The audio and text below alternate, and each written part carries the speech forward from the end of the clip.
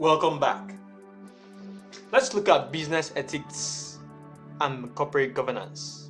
Business ethics and corporate governance. Let me start by letting you know what's obtainable here in Nigeria, for instance. You see, Nigeria has lost 75 banks since the advent of banking in the country in 1914. I didn't say 1 or 2 or 3, I said 75 banks. Interestingly, the distress and eventual collapse of these banks were occasioned by factors relating to corporate governance. The banks did not collapse due to lack of customers, neither did they collapse due to lack of patronage, but due to how they were managed and governed. So, it's corporate governance failure that led to the collapse of these banks. For example, a study conducted by the Nigeria Deposits Insurance Corporation, that's NDIC, listed the factors that caused severe distress in these banks as follows. These are the factors they mentioned. 1. Economic depression, 25%. Political crisis, 17.9%. Bad credit policy, 25%. Interference of board members, 32.1%. What does that tell you? That failure in corporate governance, failure in leadership leads to ultimate failure of the business. No wonder the saying, everything rises and falls on leadership. So let's talk about this business ethics and corporate governance. What does it mean? What does it mean? You see, law and ethics are not one and the same.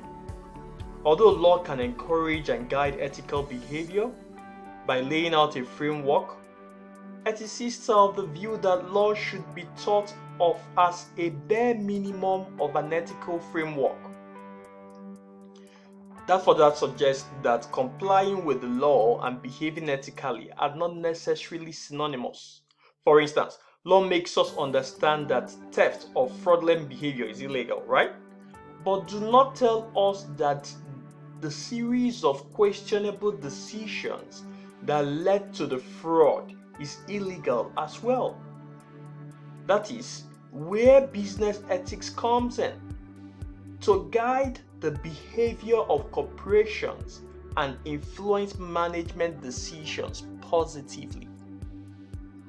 So it seems as if the law focuses on the external, on the action and the inaction, whereas corporate ethics looks at the mens rea. Mens rea is something that is obtainable in criminal law, which is the thought pattern, the internal processes that leads or bets a crime. So corporate ethics tends to look at those things, tends to look at the processes, tend to look at the tough decisions and pressures management, pressures policymakers to make very, very, very ethical decisions when it's very tough to make them.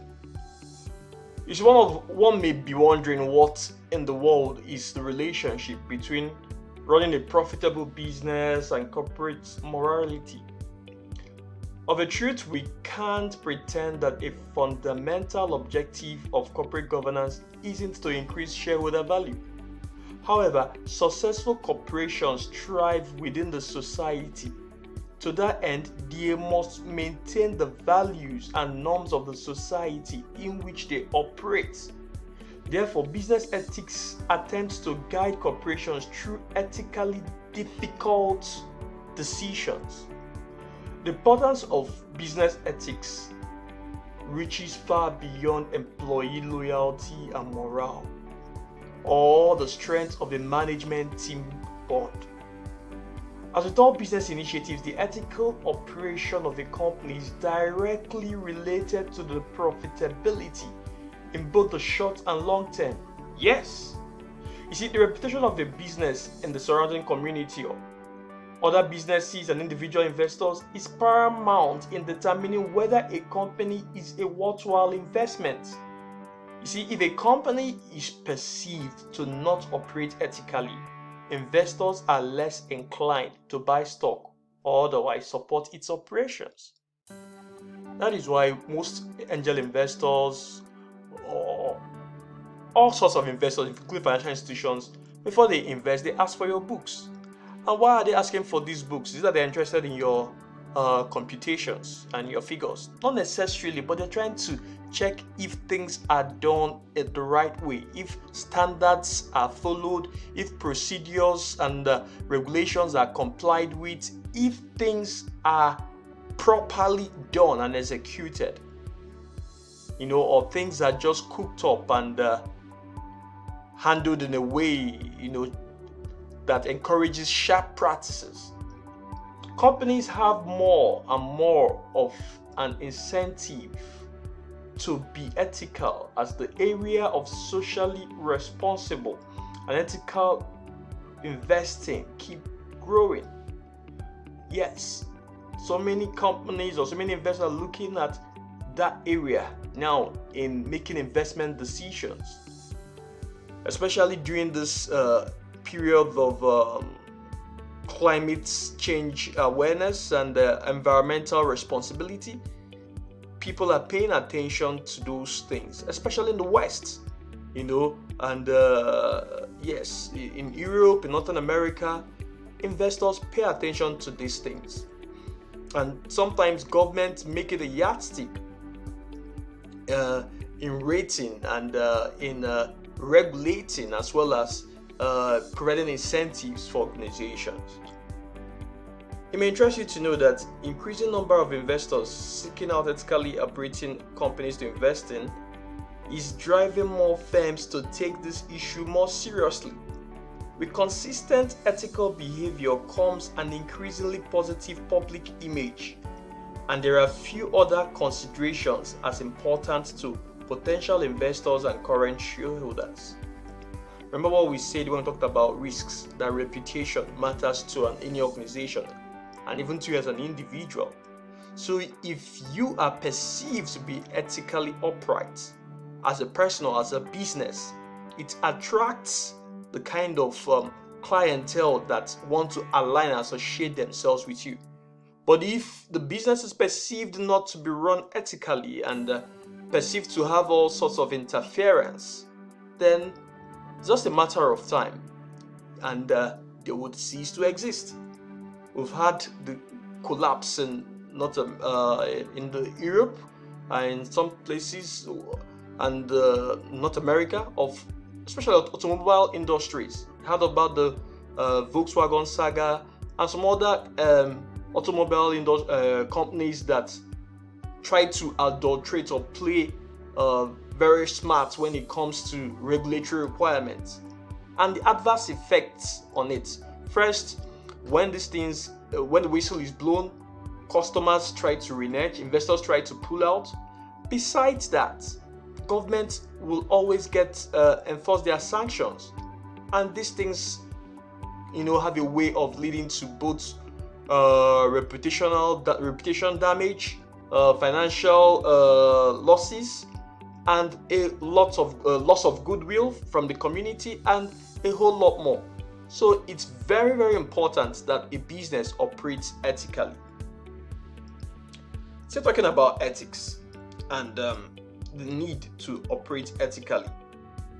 One may have this in mind, that to retain a positive image, a business must be committed to operating on an ethical foundation as it relates to the treatment of employees, respecting the surrounding environment, and fair market practices in terms of price and consumer treatments. Yes, even in competition, you have to behave ethically. See, most organizations can testify that they have noticed drastic reduction in fines and sanctions, in lawsuits, in negative press, in conflict of interest and internal fraud when they started prioritizing their commitment to corporate governance and complying with best practices. This leads us to our next topic, which is company secretarial services, which is one of the ways that a business can be able to check its processes and ensure that they operate optimally and ethically at the same time. I look forward to seeing you on the next topic, company secretarial services. But before then, remember, what we have is never exhaustive. It just makes you aware of what is obtainable, what's important, and how your mind should go. So it's meant to get you curious and initiate you to a thought pattern on how to think when running your business and how to think legally of the things that can influence your decisions. But should you have questions or should you like to explore this further, there are many resource materials out there that you can research on corporate governance and ethics. And if you have questions, you can always throw them at me, send me an email, and I'll be glad and willing and excited to take your questions. But till then,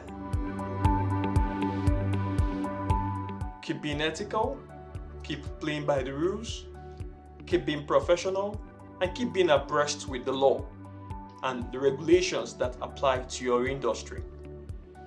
And together, we will all get to attain the zenith of our corporate and sometimes personal aspirations.